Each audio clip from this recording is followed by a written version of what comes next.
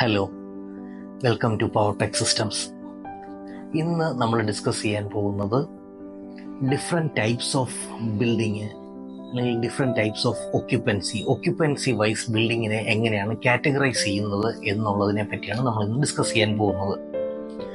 ഞാൻ നേരത്തെ പറഞ്ഞായിരുന്നു, നമ്മുടെ ഇന്ത്യയിൽ ഓരോ ബിൽഡിങ്ങുകളും പണിയുമ്പോഴത്തേക്കിനും അതിന് നാഷണൽ ബിൽഡിംഗ് കോഡ് അല്ലെങ്കിൽ ആ പർട്ടിക്കുലർ സ്റ്റേറ്റിൻ്റെ, നമ്മുടെ കേരളത്തിലാകുമ്പോഴത്തേനും കേരള മുനിസിപ്പാലിറ്റി ബിൽഡിംഗ് റൂൾസ്, അല്ലെന്നുണ്ടെങ്കിൽ കേരള പഞ്ചായത്ത് ബിൽഡിംഗ് റൂൾ, ഇത് രണ്ടും അതിലുപരിയായിട്ട് നാഷണൽ ബിൽഡിംഗ് കോഡും വെച്ചാണ് നമ്മൾ കൺട്രോൾ ചെയ്യുന്നത്. അതായത് ഓരോ ബിൽഡിങ്ങിനും എന്ത് പർപ്പസിന് വേണ്ടിയാണോ പണിയുന്നത്, ആ ബിൽഡിങ്ങിൽ എന്തെല്ലാം പ്രൊവിഷൻസ് ആണ് ഓരോ കാറ്റഗറിക്കും കൊടുക്കേണ്ടത്, ഇതുപോലുള്ള എല്ലാ കാര്യങ്ങളും നമ്മൾ കൺട്രോൾ ചെയ്യുന്നത് national building code. It's A code. Kerala municipality and panchayat building rule code national building കോഡാണ്. റൂള് വരുന്നത് panchayat and municipality building rule പ്രകാരം. സോ നമ്മുടെ ബിൽഡിങ്ങിൻ്റെ പർപ്പസ് അനുസരിച്ച് കാറ്റഗറൈസ് ചെയ്തിട്ടുണ്ട്. അതായത് group A, group B, group C, അങ്ങനെ ഗ്രൂപ്പ് എച്ച് വരെയും നമ്മുടെ കാറ്റഗറി ഉണ്ട്. അപ്പം ഗ്രൂപ്പ് എ എന്ന് പറയുന്നത് റെസിഡൻഷ്യൽ ബിൽഡിങ്ങുകളെയാണ് ഗ്രൂപ്പ് എക്കകത്ത് ഉൾപ്പെടുത്തിയിരിക്കുന്നത്. റെസിഡൻഷ്യൽ എന്ന് പറയുമ്പോഴത്തേനും അപ്പാർട്ട്മെന്റ്സ് ആകാം, ഹോട്ടൽസ് ആകാം, ഡോർമെട്രീസ് ആകാം, റൂമിംഗ് ഹൗസസ് ആകാം, അതുപോലെ തന്നെ കോളേജിൻ്റെയും ഒക്കെ ഹോസ്റ്റലാകാം. അങ്ങനെ ഓരോ, അതായത് സ്ലീപ്പിംഗ് അക്കോമഡേഷൻ കൊടുത്തേക്കുന്ന എല്ലാ കാറ്റഗറിയെയും റെസിഡൻഷ്യൽ കാറ്റഗറിയിലാണ് ഉൾപ്പെടുത്തുന്നത്.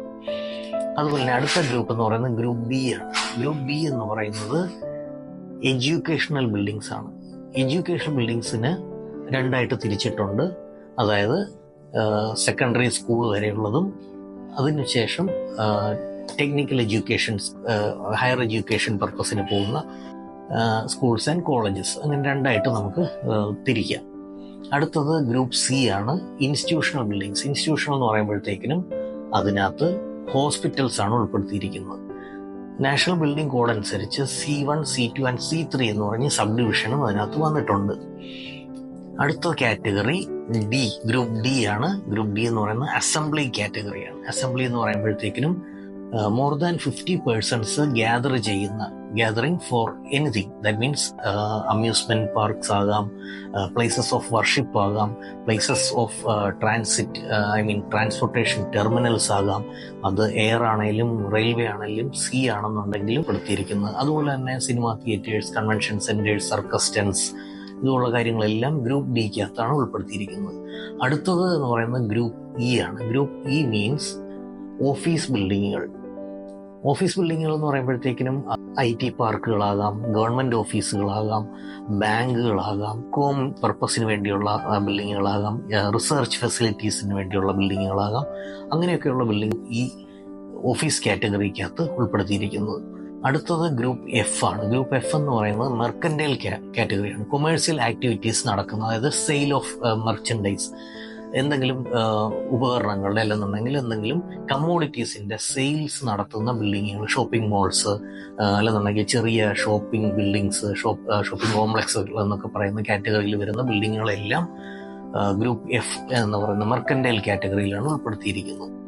അടുത്തത് ഗ്രൂപ്പ് എഫ് കഴിയുമ്പോഴത്തേക്കും ഗ്രൂപ്പ് ജി ആണ്. അതായത് ഇൻഡസ്ട്രിയൽ ബിൽഡിങ്സ് ആണ് വരുന്നത്. ഇൻഡസ്ട്രിയൽ ബിൽഡിങ്സ് എന്ന് പറയുമ്പോഴത്തേക്കും അതിനകത്ത് മാനുഫാക്ചറിങ് യൂണിറ്റ്സ് ആകാം, പ്രൊഡക്ഷൻ യൂണിറ്റ്സ് ആകാം. അപ്പം ഗ്രൂപ്പ് ജിക്കകത്ത് വരുന്ന ഒരു സബ് ഡിവിഷൻ എന്ന് പറയുന്നത് G1, G2 and G3. That means high Hazard ആയിട്ടുള്ള കാറ്റഗറിയിലുള്ള എക്യുപ്മെന്റ് മാനുഫാക്ചർ ചെയ്യുന്ന അല്ലെങ്കിൽ കമ്മോഡിറ്റീസ് മാനുഫാക്ചർ ചെയ്യുന്ന സ്ഥലങ്ങളുണ്ടാകാം. മോഡറേറ്റ് ഹസാർഡിൽ വരുന്നത് ഉണ്ടായിരിക്കാം. Then low hazard. G1 means low hazard, G2 moderate and G3 high hazard industries. അടുത്ത കാറ്റഗറി എന്ന് പറയുന്നത് ഗ്രൂപ്പ് എച്ച് ആണ്. എച്ച് എന്ന് പറയുന്നത് സ്റ്റോറേജ് കാറ്റഗറിയാണ്. സ്റ്റോറേജ് കാറ്റഗറി എന്ന് പറയുന്നത് സ്റ്റോറേജ് ഓഫ് എനിത്തിങ്. നമ്മുടെ കണ്ടെയ്നർ സ്റ്റേഷൻസ്, ലോറി ഡിപ്പോസ്, ഭയങ്കര വലിയ ഗോഡൗൺസ്, എല്ലാ കാര്യങ്ങളും സ്റ്റോറേജ് കാറ്റഗറിയിലാണ് വരുന്നത്. ഇപ്പോഴത്തെ പുതിയൊരു ഇതനുസരിച്ച് ഗ്രൂപ്പ് എച്ചിനകത്ത് MLCP, അതായത് മൾട്ടി ലെവൽ കാർ പാർക്കിങ്ങുകളും സ്റ്റോറേജ് ബിൽഡിങ്ങുകൾക്കകത്ത് ഉൾപ്പെടുത്തിയിട്ടുണ്ട്. അടുത്ത കാറ്റഗറി എന്ന് പറയുന്നത് ഗ്രൂപ്പ് ജെ, ഹസാർഡസ് ബിൽഡിങ്സ്.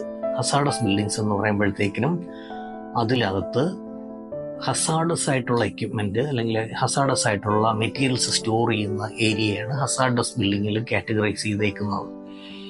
അത് ഹസാഡസ് ബിൽഡിങ്ങിൻ്റെ എക്സാമ്പിൾ എന്ന് പറയുമ്പോൾ LPG ബോട്ട്ലിംഗ് പ്ലാന്റ് ആകാം, അല്ലെന്നുണ്ടെങ്കിൽ ഒരു ആംസ് ആൻഡ് അമ്യൂണിറ്റീസ്, അല്ലെന്നുണ്ടെങ്കിൽ ആംസ് ആൻഡ് വെപ്പൺസിൻ്റെ സ്റ്റോറേജ് ആകാം, അതിൻ്റെ മാനുഫാക്ചറിങ് ആകാം, ഫ്ലൈറ്റിൻ്റെ ഒക്കെ സ്പെഷ്യലൈസ്ഡ് ആയിട്ടുള്ള കാര്യങ്ങൾ മാനുഫാക്ചർ ചെയ്യുന്ന യൂണിറ്റ്സ് ആകാം, petrol, diesel and other explosive അല്ലെങ്കിൽ അതർ ഫ്ലെയിമബിൾ ലിക്വിഡ്സിൻ്റെ സ്റ്റോറേജ് ആകാം.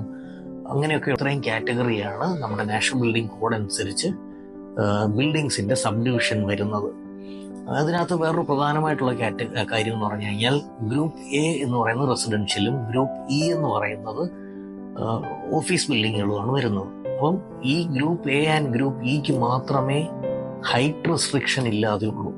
ബാക്കിയുള്ള എല്ലാ കാറ്റഗറിക്കും B, C, D, F, G, H, J ഇത്രയും കാറ്റഗറിക്ക് ഹൈറ്റ് റെസ്ട്രിക്ഷൻ ഉണ്ട്. അതായത് വെർട്ടിക്കൽ ഹൈറ്റ് മാക്സിമം എഡ്യൂക്കേഷനിലാണെന്നുണ്ടെങ്കിൽ 30 മീറ്റർ, കൊമേഴ്സിലാണെന്നുണ്ടെങ്കിൽ 30 മീറ്റർ, ഹോസ്പിറ്റൽസ് ആണെന്നുണ്ടെങ്കിൽ 45 മീറ്റേഴ്സ് വരെ. അതുപോലെ തന്നെ ബാക്കിയുള്ള ഇൻഡസ്ട്രിയൽ ബിൽഡിങ്സ് ആണെങ്കിൽ 18 മീറ്റേഴ്സ്, ഹൈ ഹസാർഡ് ആണെന്നുണ്ടെങ്കിൽ അപ് ടു 15 മീറ്റേഴ്സ്. ഇതുള്ള കാറ്റഗറി അനുസരിച്ച്, ഓരോ കാറ്റഗറി അനുസരിച്ച് നമുക്ക് ബിൽഡിങ്ങിന് വെർട്ടിക്കൽ ഹൈറ്റിൽ വളരെയധികം റെസ്ട്രിക്ഷൻസ് ഉണ്ട്. മൾട്ടി ലെവൽ കാർ പാർക്കിങ്സ് ആണെന്നുണ്ടെങ്കിൽ അപ് ടു 45 മീറ്റർ വരെ അലൗഡാണ്. അപ്പം ഇത്രയും കാര്യങ്ങളാണ് നമ്മുടെ ബിൽഡിങ്ങിനെ കാറ്റഗറി അനുസരിച്ച് തിരിച്ചേക്കുന്നത്. ഇതിൻ്റെ വളരെ ഡീറ്റെയിൽഡ് ആയിട്ടുള്ള ഈച്ച് ആൻഡ് എവരി കാറ്റഗറി അത് എന്തൊക്കെയാണ് നമ്മൾ പ്രധാനമായിട്ടും നോക്കേണ്ടത്. ഗ്രൂപ്പ് എക്കകത്തും ഗ്രൂപ്പ് ബിക്കകത്തും ഗ്രൂപ്പ് സി, അതുപോലെ തന്നെ എന്താണ് മിക്സഡ് ഒക്യുപ്പൻസി, എന്താണ് മൾട്ടിപ്പിൾ ഒക്യുപ്പൻസി, ഏതൊക്കെ ബിൽഡിങ്ങുകൾ തമ്മിൽ നമുക്ക് മിക്സ് ചെയ്യാം, ഏതൊക്കെ ബിൽഡിംഗ് മൾട്ടിപ്പിൾ ഒക്യുപ്പൻസിയിൽ എടുക്കാം, മിക്സഡ് ഒക്യുപ്പൻസിയിൽ എടുക്കാം. അങ്ങനെ വരുന്ന ബിൽഡിങ്ങുകൾക്ക് എന്തെല്ലാം പ്രൊവിഷൻസ് ആണ് നമ്മൾ അഡീഷണൽ ആയിട്ട് കൊടുക്കേണ്ടത്.